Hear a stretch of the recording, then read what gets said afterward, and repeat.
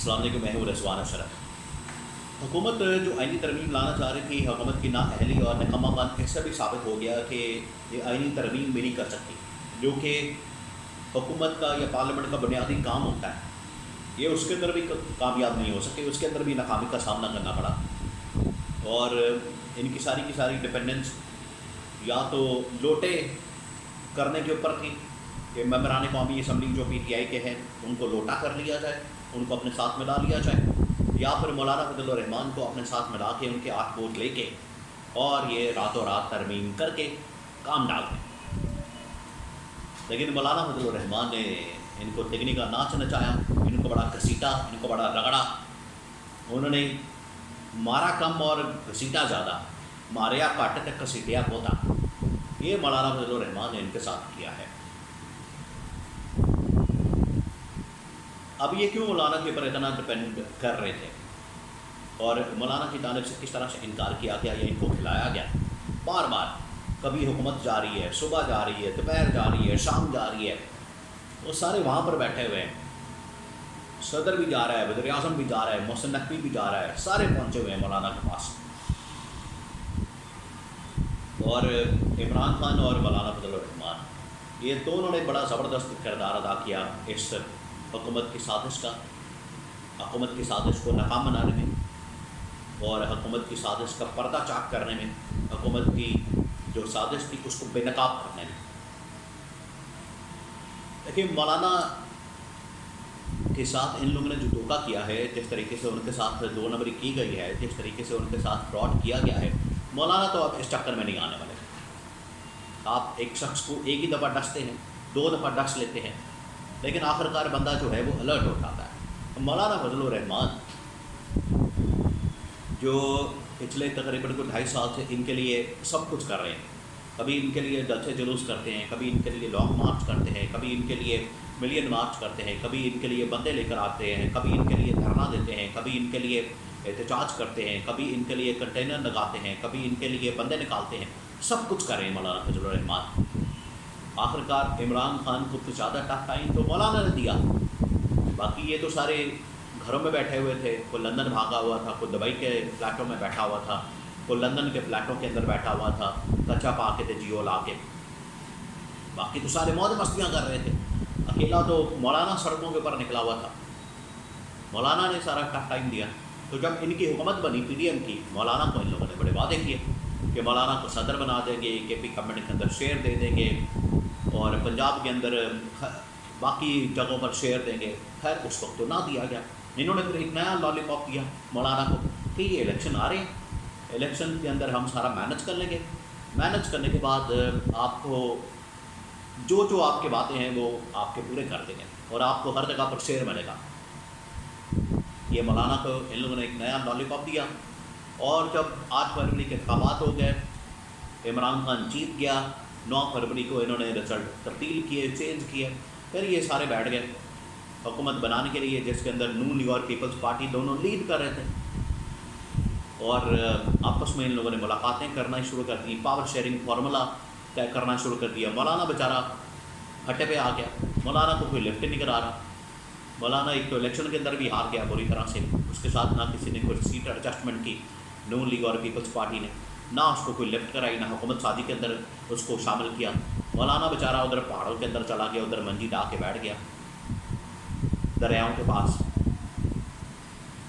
تو اس کی وجہ سے مولانا بڑا ساتھ ہوا۔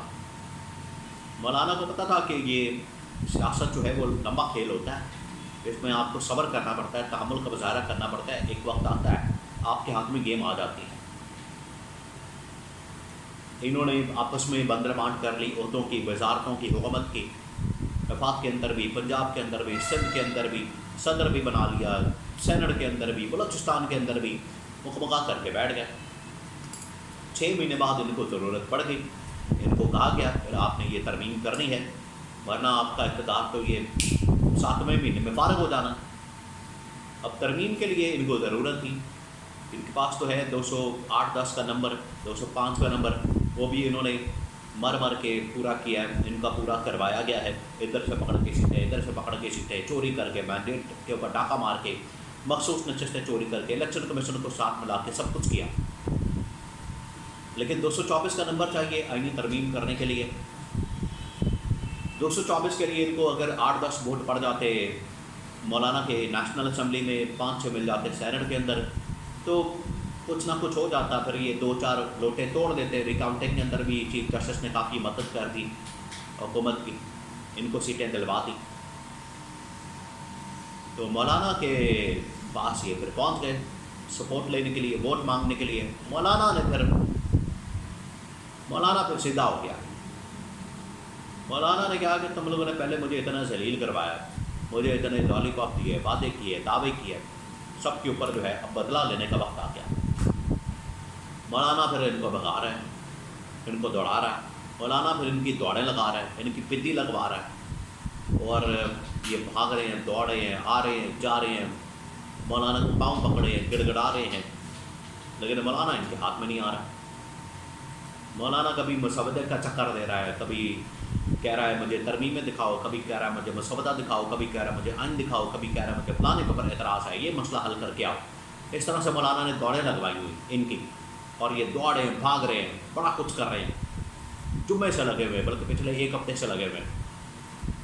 پھر رات کو ہو جائے، صبح کو ہو جائے، دن میں ہو جائے، اور سب دعوے کر رہے ہیں، او آ گیا جو مولانا آ گیا، او ہو گئی ترمیم، او 5 نمبر پورا ہو گیا، اور ترمیم آئی. شور مچایا ہوا ہے انہوں نے. لیکن پی ٹی آئی اور مولانا فضل الرحمان دونوں ڈٹے رہے، اپنے پیروں کے اوپر کھڑے رہے، ہلے نہیں، جس کی وجہ سے انہوں نے پورا کا پورا نظام ہلاک کیا. خاص طور پر یہ مولانا فضل الرحمان اور Imran Khan P T I جس طریقے سے انہوں نے عدلیہ کے اوپر حملے کو ناکام کیا، عدلیہ کے اوپر انہوں نے کنٹرول کرنے کی جو سازش ہے اس کو ناکام کیا. یہ 25 کروڑ عوام کی جیت ہے، کامیابی ہے. اور اب یہ رو رہے ہیں حکومت والے، چیخے مار رہے ہیں، ماتم کر رہے ہیں، پیٹ رہے ہیں، لیکن اب کچھ نہیں ہو سکتا، کیونکہ جو ہونا تھا وہ ہو گیا. اور یہ جو میچ جیتا ہے، اس کا مین آف دا میچ تو مولانا فضل الرحمان ہے، اور جو اوپننگ بیٹسمین یا اس میچ کا جو کیپٹن تھا وہ تھا عمران خان. عمران خان نے پہلے بتا دیا تھا کہ یہ کرنے جا رہے ہیں، لہٰذا پی ٹی آئی والے بھی ڈٹ جائیں، پی ٹی آئی کے کھلاڑی بھی ڈٹ گئے. مولانا فضل الرحمان نے بھی ان کی دوڑیں لگوائی اور اس حکومت کو ناکام بنا دیا، اس حکومت کی چھٹی کرا دی. اور اس آئینی ترمیم کی چھٹی کا مطلب یہی ہے کہ اب یہ حکومت زیادہ دیر تک نہیں چل سکے گی، کیونکہ اسٹیبلشمنٹ کا مسلسل ان کے اوپر عدم اعتماد تھا. اس کے بعد تو مکمل بے نقاب ہو گیا کہ آپ ایک آئینی ترمیم بھی نہیں کر سکے، مولانا کوئی نہیں بنا سکے. آج ووٹ حاصل کرنا آپ کے لیے اتنا مشکل ہو گیا. اب ان کے ہاتھ میں کچھ نہیں رہا. اب یہ چند دنوں کے مہمان گورنمنٹ لگتی ہے، کچھ دنوں کی، کچھ گھنٹوں کی. اس کے بعد آئینی ترمیم کی ناکامی کے بعد لہٰذا یہ زیادہ دیر تک چلتی ہوئی گورنمنٹ نہیں آتی، نہیں لگتی. اور جس طریقے سے پی ٹی آئی نے اور جمعیت علماء اسلام نے مل کر اس سازش کو ناکام کیا ہے، یہ ایک بڑا زبردست کریڈٹ ان کو جاتا ہے.